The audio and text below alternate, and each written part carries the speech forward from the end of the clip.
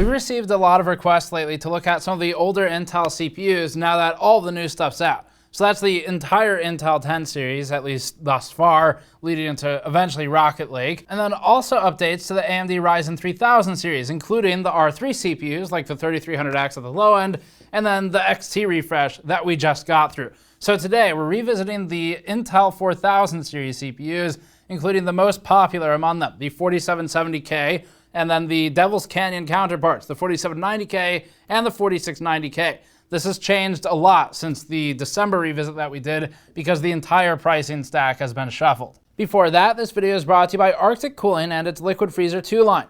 Arctic is actively restocking its Liquid Freezer 2 coolers that rank among the top performers for CPU coolers right now, including on Ryzen CPUs.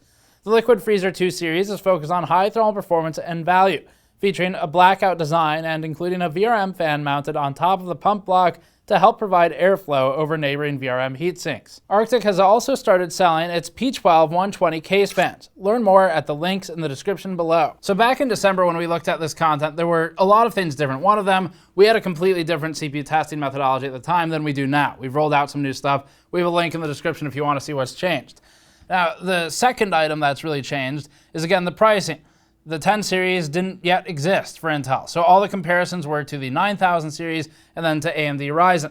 In the 10 series side of things, the 10600K, if you've been out of the loop, is now actually one of the most viable processors for anyone who's more gaming focused and doesn't care too much about non-gaming workloads. In fact, we like it more on average than a 10900K or a 10700K because for the most part, within the realm of reality, you can overclock it to the point where you're hitting GPU bottlenecks. And with the 10900K, 10700K, sure. Once they get paired with higher end GPUs than are out currently, the distance might grow a bit. But since games aren't leaning that heavily on those extra cores, pushing the 10600K to similar frequencies and higher cache ratios, for example, can get you much the same performance or very close to it. So that's a major change in the landscape since then. The XT series has largely been a waste of silicon and money. So the 3900 XT is $500. That's the same price as the 10900K if you're into gaming, although it's better in a lot of production applications. But the 3900 XT is defeated by its own counterpart, the 3900X, which is $400 now. And it's basically the same in almost everything, as we showed previously. The 3800 XT is the biggest waste out of all of them because it's basically a 3700X, except it's $400. And the 3700X is like $262 right now at the time of filming. So obviously, that's a far better solution because you can buy better RAM or a better GPU with that like $100+ you've saved and go a lot further with it than you would with the extra couple megahertz on top of the 3800 XT where it's getting limited elsewhere anyway. As for the 4000 series, that pricing, if you bought back when it came out, would have been about $340-ish for the 4790K or 4770K preceding it, and the 4690K, the i5, would have cost you about $243 or so USD.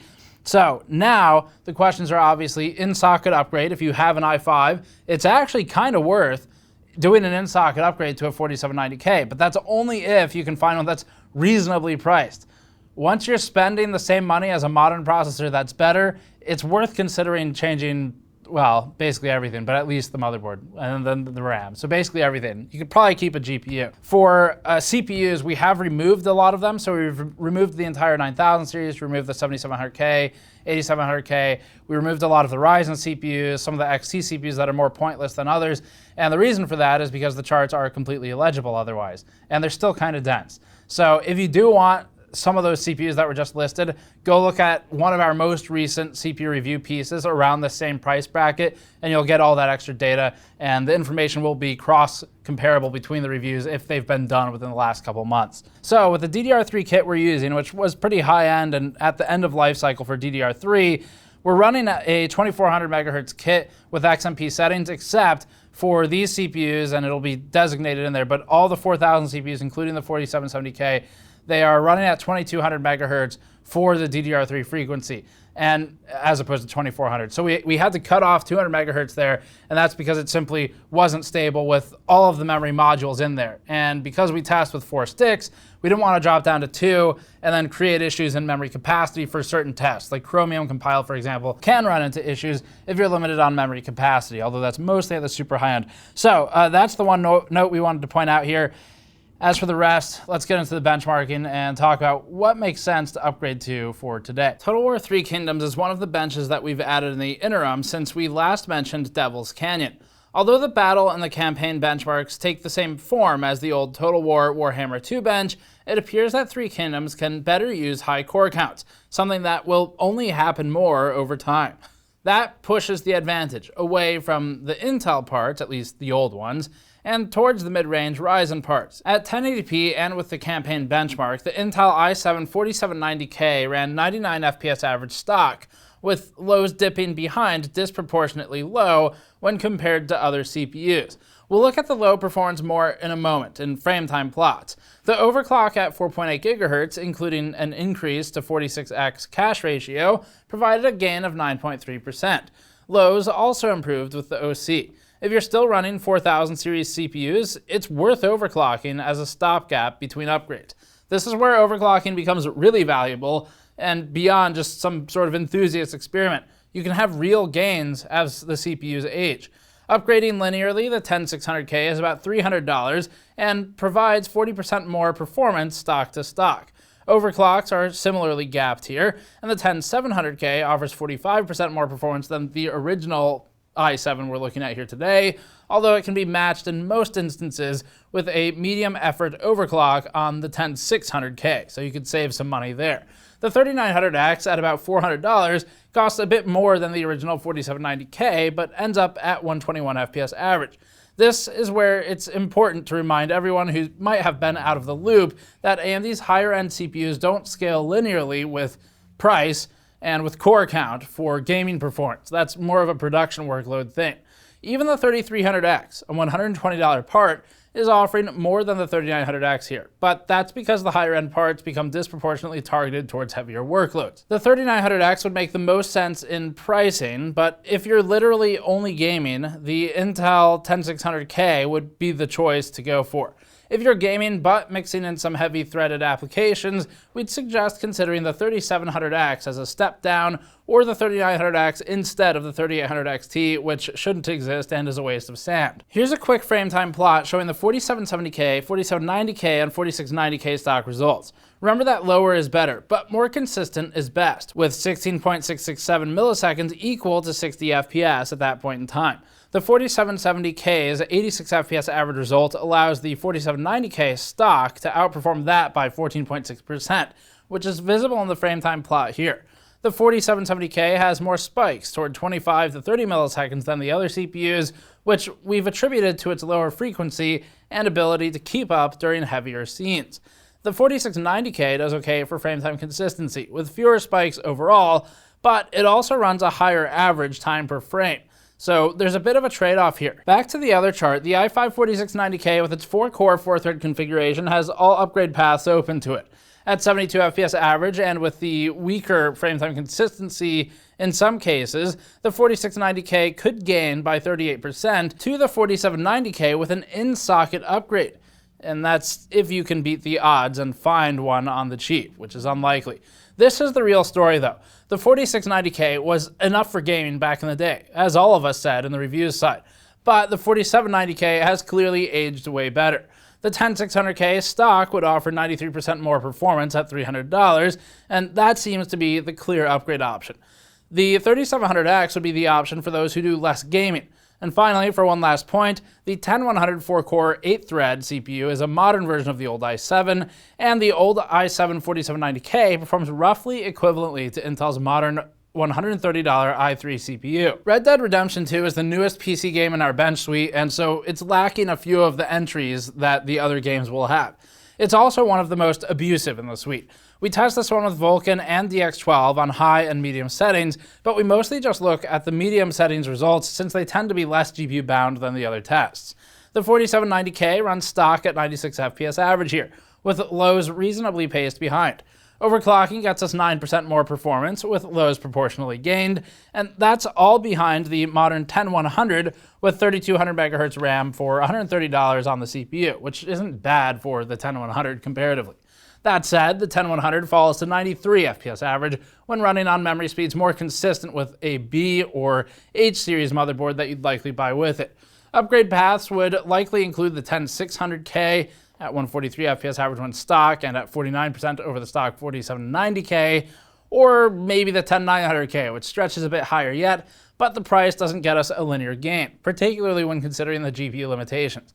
AMD's 3600 hasn't been retested in this suite for us, but the 3600X at 118 FPS shows that it's only about 23% ahead of the stock 4790K.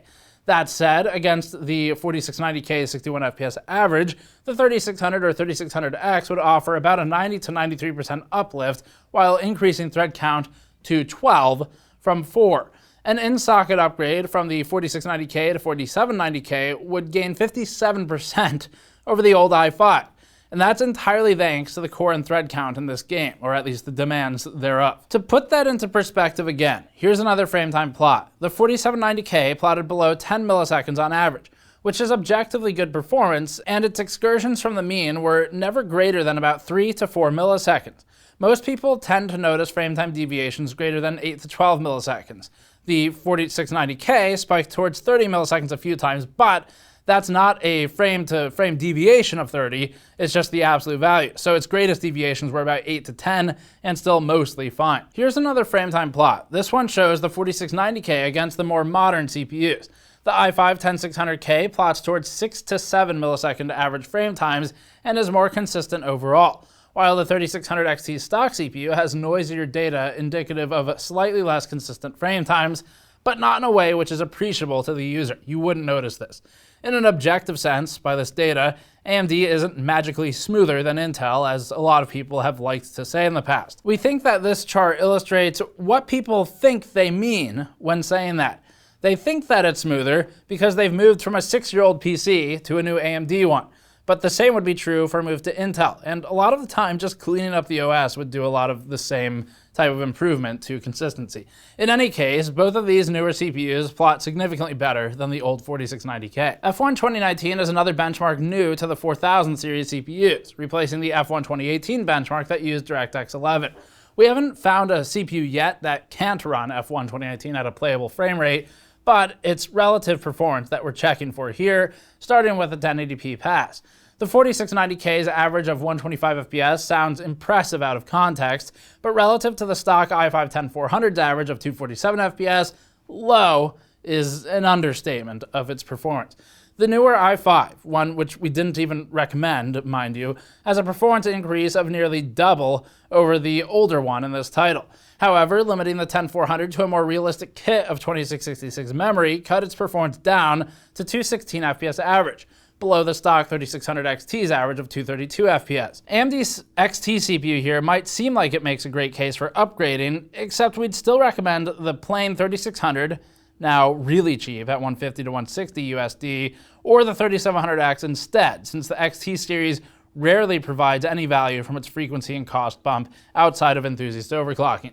The 3700X runs 239 FPS average while costing the same as the slower 3600 XT. Finally here for the 4790K in F1, this one averaged a much more competitive 198 FPS with a big 12% increase to 222 average with an overclock.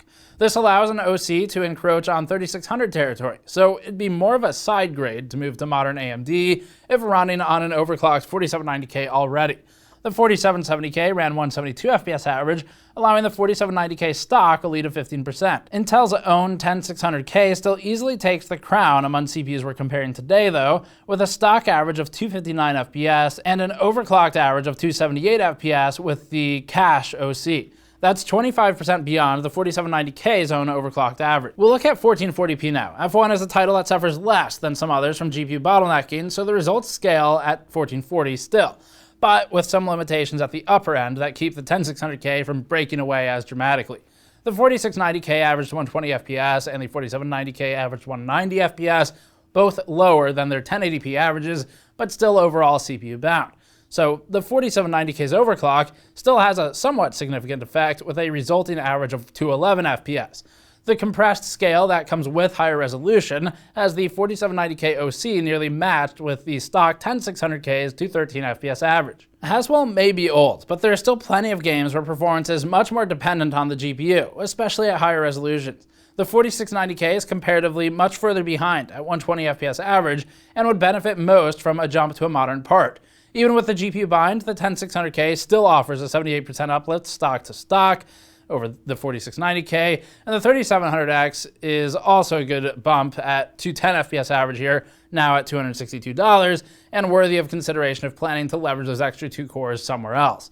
The 3600 XT and 3800 XT provide zero value here when considering AMD's own alternatives, and their higher clocks fail to provide value for gaming workloads as compared to Intel's offerings, or AMD's other ones that are basically the same in gaming performance. The next game is The Division 2, which is new to our test suite as well since the previous revisit. This is another game that's commonly GPU bottlenecked, even at 1080p, so the top half of the results are all within error and basically the same due to GPU limitations. If you see a 10900K, 106, 107, whatever, 1 FPS above or below something else, it's the same. Some differences exist in 0.1% lows, for instance, between a stock 10600K and a stock 10900K, but the average, again, is limited by the GPU cap. The 4690K falls well below that threshold at 86 FPS average and a disproportionately low 0.1% low of 47 FPS. An in-socket upgrade to the 4790K would boost your average FPS by 73% over the 4690K, up to 149, with lows also boosting notably to 79 FPS 0.1%. That's a much more consistent experience. Overclocking the 4790K to 4.8 GHz gets it another 11% uplift, now at 166 FPS average. That'd put you adjacent to a modern Intel i3-10100 4-core 8-thread part. For AMD comparisons, the 4790K OC is outdone by even a 1600AF at 4.2 GHz. But remember that the 1600AF is actually a 2600 in disguise, so it's technically Zen+. The 3300X runs at 182 FPS average, a lead of 10% over the overclocked 4790K, and the big question is whether that 3300X will age similarly to the 4690K. Shadow of the Tomb Raider is another tough one for older CPUs. At 1080p, the 4770K ran at 103 FPS average, with the 4790K gaining 13% and resting around the 10100 with 2666 MHz memory. The 1600AF notably outperforms the 4790K while running at lower frequencies. Again, this is the same as a 2600. But the 4790K OC gets it to 126 FPS average. At this point, the 10400 is the next CPU in reach. Even with its 2666 MHz memory that's suitable to non-Z platforms, it's still running 7.4% faster than the older part. The 3700X at $262 here would be the most suitable AMD upgrade, moving up 28% stock to stock over the 4790K, 44% over the 4770K, and 90% over the 4690K, down at 78 FPS average and with lows that are hurting. The 10600K is the most like-for-like replacement at 163 FPS average stock and 174 average with an overclock. The overclock has it 39% better than an overclocked 4790K. GTA 5 will be our last one. This is the oldest game on the bench, but it's also about right for the era of 4000 series CPUs. Remember that we've made some changes since our December piece, so data isn't directly comparable to the older GTA 5 tests. For this round, the 4790K stock CPU ended up at 84 FPS average, with the overclock jaunting to 93 FPS average. There isn't a huge change in lows between them, though. The 4690K, meanwhile, was at 72 FPS average and had lows close behind.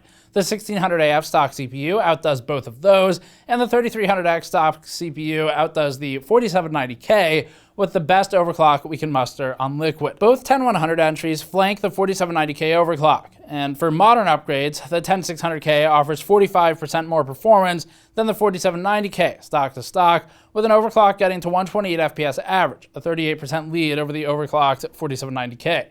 The 3600 at 106 FPS average wouldn't be much of an improvement, but if you're looking for value options that expand horizons in production workloads, this one would be the part to consider. The 3700X offers a bit more performance here, but a lot more in production tasks, while costing about the same as the old 4690K. Production benchmarks are up next. We're now at a point where AMD will better start to leverage its product configurations.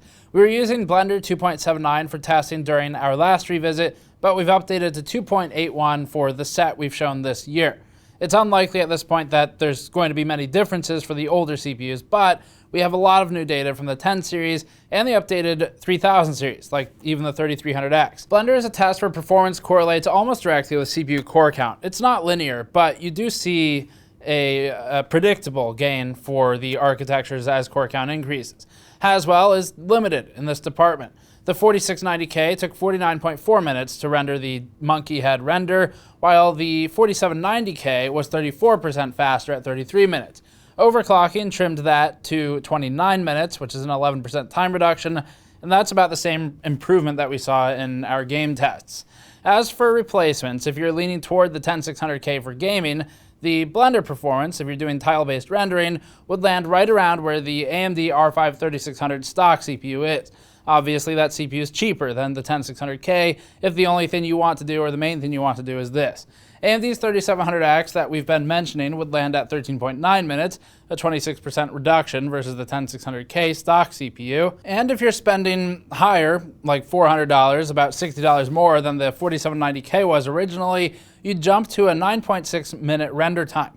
The 4770K, for reference, ran a 37-minute render time, and that means the 4790K was 11% faster and has the 4770K around where the 9100F 4-core, 4-thread CPU is. Our GN logo render is a more intensive workload than the monkey head render and can somewhat shuffle the stack, but the gaps are wide enough that the outcome for the 4000 series is unchanged.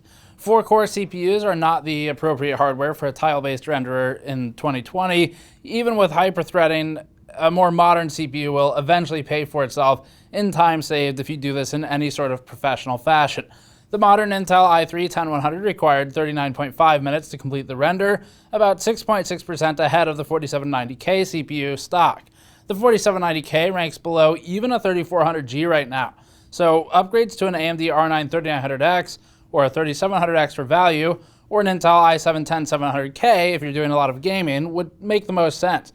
The 10700K isn't our favorite, but if you have a fairly even split between a need of high FPS and workstation performance, it'd make more sense maybe than a 10600K here. Adobe Premiere has become more adept at using the threads available to it since our first tests with it, but the shorter and easier 1080p render tends to level out in performance in the 3 to 4 minute range, with differences between CPUs still apparent, but shrinking as performance bottlenecks elsewhere.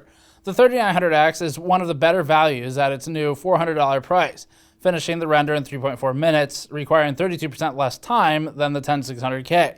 The 3900X is also about equal to the 10900K, and not far from the 10700K. The 4790K stock CPU required 7.6 minutes to render, with the 4690K worse at 9.7.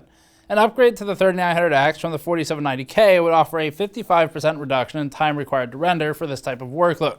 So if you're more into workstation workloads than you were when you bought the i7, this might make sense. As for the 3800XT, our reviews on that already said everything that needs to be said. It really shouldn't exist because it costs the same as the 3900X non-T does, and it has worse performance and fewer cores. And as for the 3900XT, at $100 more, you're not gaining anything. We've actually removed it from most of these charts because it has such little value. Rendering a 4K 60 clip that's more footage intensive helps stretch out the timescale. And remember that this scales against your project size as well. Some people forget that these times are not some universal constant against all projects ever. You need to use this data in the comparative sense because each project is different. Scaling, though, when CPU dependent, will remain similar. The 4790K requires 24.6 minutes to complete this render.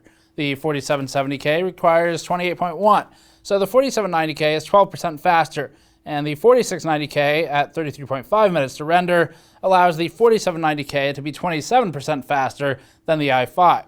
The 10100 stock CPU manages to outdo the 4790K, but it's obviously not an upgrade path. The R5-4600 finishes this render in about 14 minutes, but the cost of $150 to $160 right now means that if you're lucky and you can resell your 4790K to one of the people watching this who wants an in-socket upgrade, your total cost may end up closer to $50. For our more modern CPU reviews, the Chromium build process has proven to be a test where increased frequency can sometimes overcome the advantage of higher core count. As some of the lowest core count CPUs that we currently test though, the 4000 series is still at a disadvantage. The 4790K stock build time was 231 minutes, which was then cut by 12% to 204 minutes with an overclock. The 4690K was significantly slower and blows up our chart scale at 317 minutes at the bottom. An in-socket upgrade would get you 27% quicker compiles in this type of workload, while an upgrade to a 3600 would improve that to 118 minutes, or 62% less time than the 4690K needed. Power consumption is one area where the i5-4690K has an advantage. It may not have the best performance per watt, but it only has 4 cores, and it doesn't need that much power for stock settings. It was only drawing 65 watts after rendering the GN logo file for 5 minutes, so that's after any turbo limit expiry on newer Intel CPUs. The 4790K was drawing 103 watts at the same point, and that's a testament to the cost of higher clock speeds.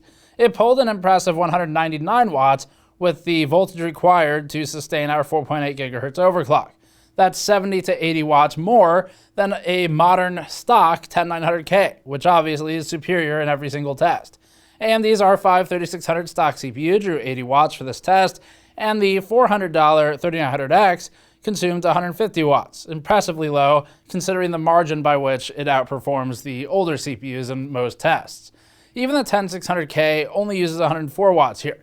Now, the 4770K at 83 watts shows us how much Intel had to burn even back then to get the 4790K to its clocks. Measuring short-term power draw on Cinebench R20 allows us to see what power consumption is like within the turbo durations. So the results for the 4000 CPUs don't really differ significantly from the Blender numbers, but we do see some changes elsewhere, like the 10900K, which is now closer to 200 watts. These newer games we've added, they're starting to lean more and more towards at least a core dependence at maybe 6 cores or so, whereas previously you saw it start to cap at around 8 threads, and sometimes with some games we could get up to where it mattered once you're at 12 or more.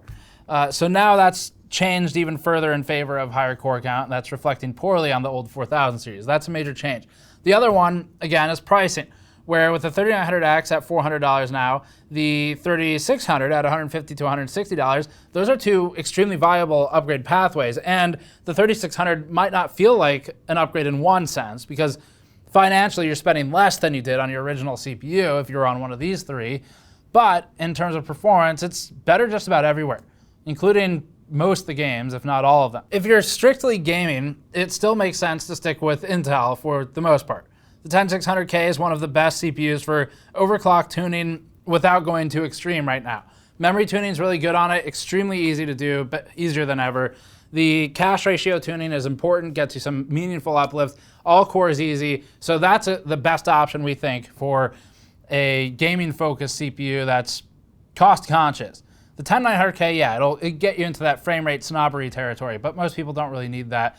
And then as for the people who are doing a mixed workload of some production applications as well, AMD's looking really strong right now. If you go, the 3700X was not a CPU that we thought made sense in its pricing originally because the 3600 was just, it was so competitive and it was cheaper, and the 3900X offered significantly more.